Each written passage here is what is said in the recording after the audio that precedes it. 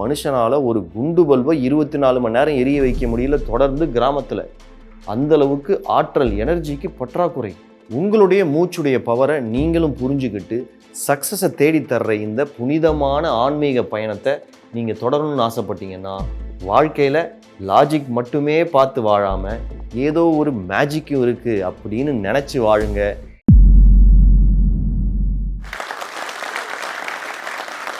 நண்பர்களே வணக்கம். இந்த வீடியோவை கடைசி வரைக்கும் பார்த்தீங்கன்னா இந்த பிரபஞ்சத்தில் ஒரு மேஜிக் இருக்குது அப்படின்றது உங்களுக்கு புரிய வரும்.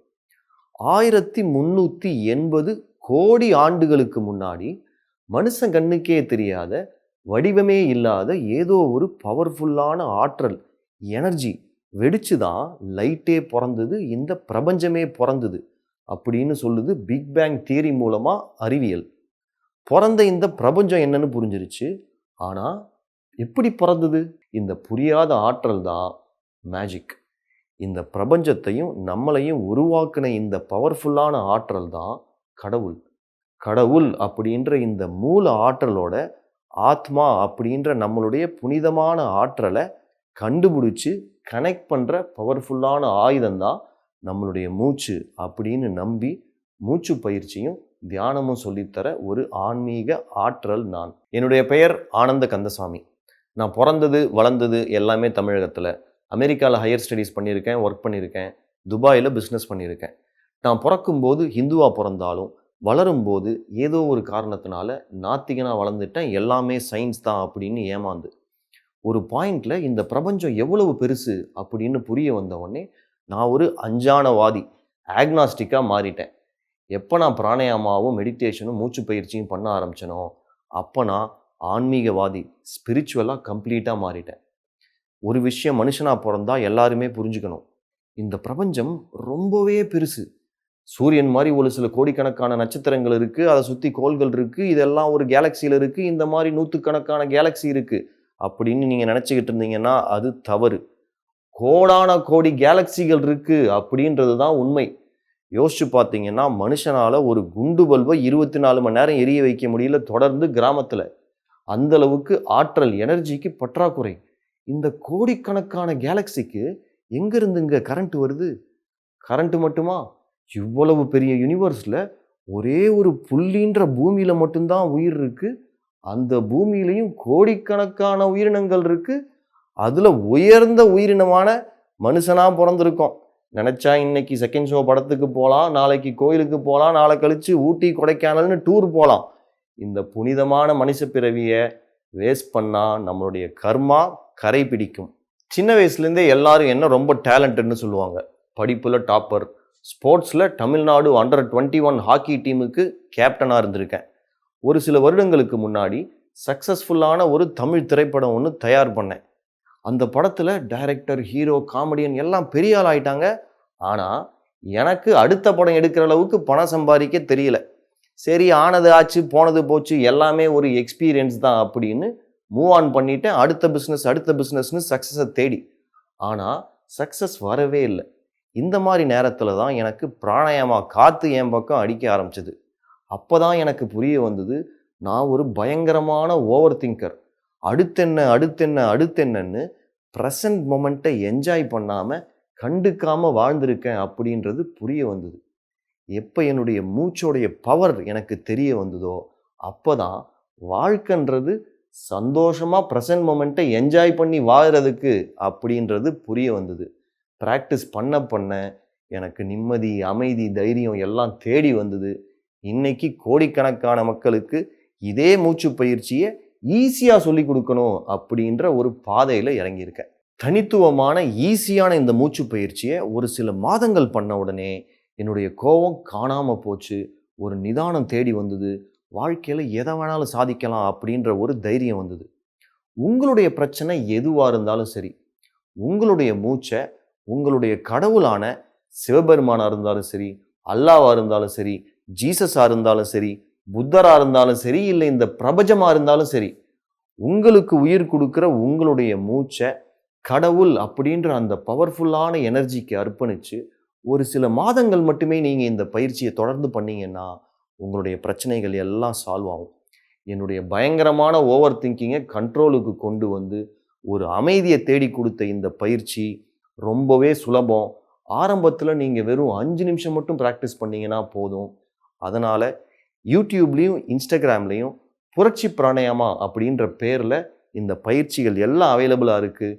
பார்த்து உடனடியாக ஸ்டார்ட் பண்ணுங்கள்.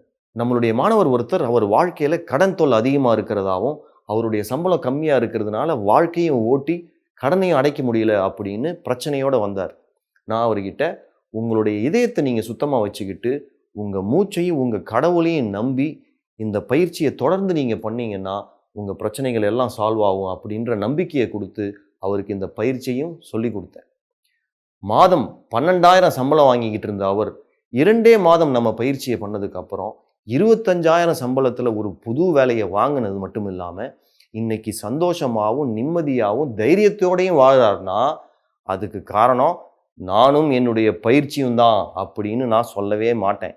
எல்லாத்த விட முக்கியம் அவருக்கு அவருடைய மூச்சு மேலே அவர் வச்ச நம்பிக்கை, அவருடைய மூச்சை அவர் பவர்ஃபுல்னு புரிஞ்சுக்கிட்ட நம்பிக்கை தான் காரணம்.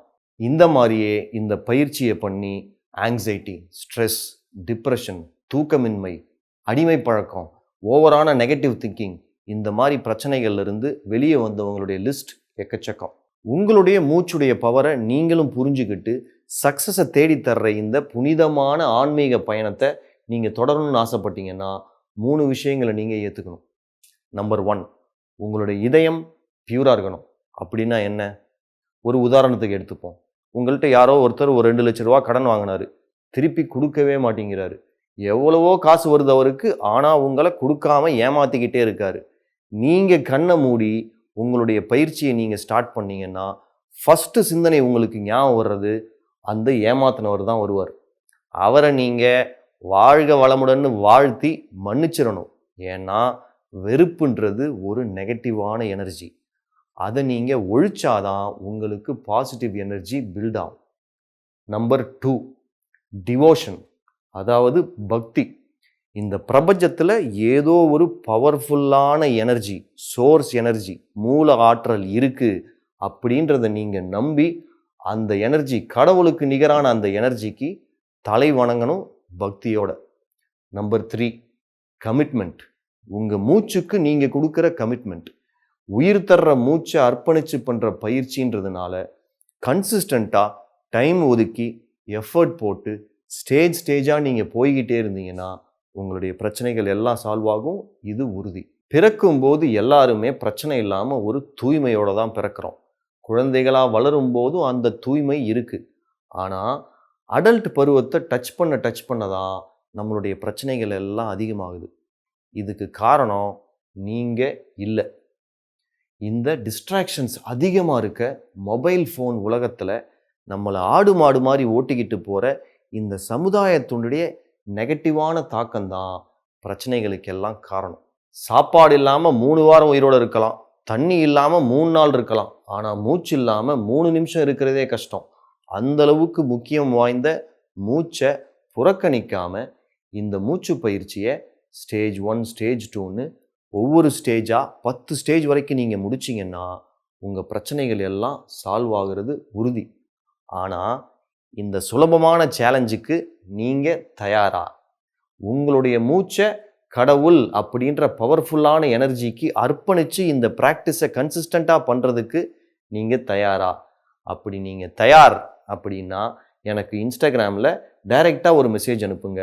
உங்களுடைய பிரச்சனை எதுவாக இருந்தாலும் அந்த பிரச்சனையை சால்வ் பண்ணுறதுக்கு தேவையான ஃபுல் பயிற்சியையும் நான் உங்களுக்கு அனுப்பி வைக்கிறேன். வாழ்க்கையில் லாஜிக் மட்டுமே பார்த்து வாழாமல் ஏதோ ஒரு மேஜிக்கும் இருக்குது அப்படின்னு நினச்சி வாழுங்க. இன்னையிலிருந்து உங்கள் வாழ்க்கையில் நடக்க போகிற மேஜிக்கை என்ஜாய் பண்ணுங்க. வாய்ப்புக்கு நன்றி. விடைபெற்றுக் கொள்கிறேன். வாழ்க வளமுடன். இந்த வீடியோ உங்களுக்கு பிடித்திருந்ததுன்னா ஃப்ரெண்ட்ஸோட ஷேர் பண்ணுங்கள். கருத்துக்களை மறக்காமல் கமெண்ட்ஸில் பதிவு பண்ணுங்கள்.